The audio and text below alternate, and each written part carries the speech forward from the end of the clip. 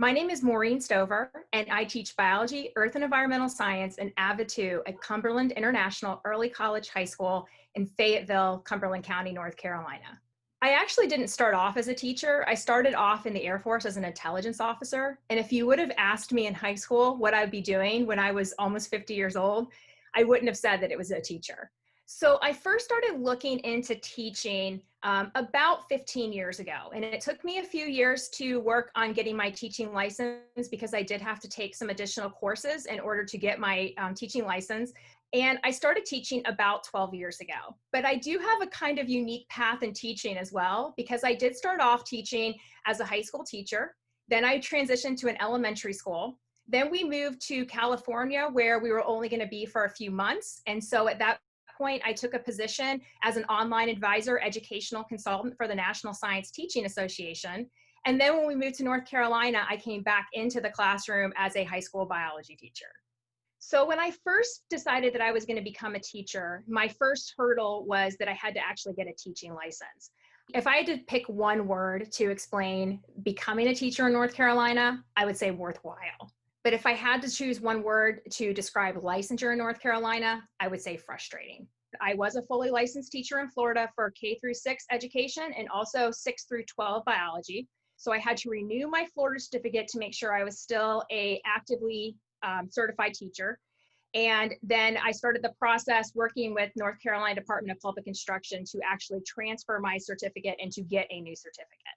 Because I had taken the Florida teacher examination and not the praxis, North Carolina did not honor me as a fully licensed teacher. They also, in Florida, they had hired me as a full-term sub or long-term sub.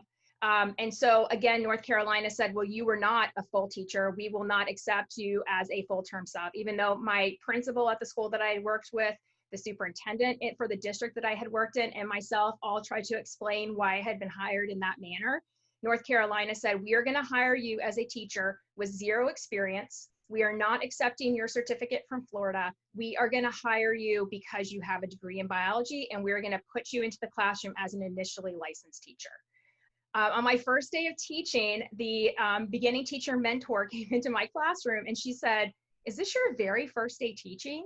And I said, no, I have plenty of teaching experience. I'm just in the beginning teacher program because I'm coming from another state. And she said, okay, here's my telephone number. Here's my email address. If you need me, please give me a call. As a teacher, I firmly believe that I can always learn more. If I am not continuously trying to improve myself and continuously trying to improve my teaching practice and looking for opportunities to become a better teacher, then I am not doing my job. However, for a lot of people, that would have been an experience where maybe they would have said, you know what, this isn't worth it. I'm not going to jump through all these hoops. I'm not going to do all this extra paperwork.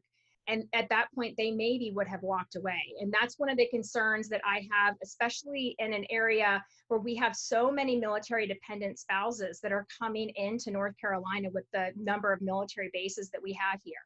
We also are looking for teachers to transition in from other states when we need more teachers for any of our school systems. And if we do not have a really solid way to welcome those teachers in and to accept their experience and to work with them to figure out how to best fit them into the North Carolina public school system, I feel like that we're really giving up a huge opportunity to bring really highly qualified, fantastic teachers into North Carolina classrooms.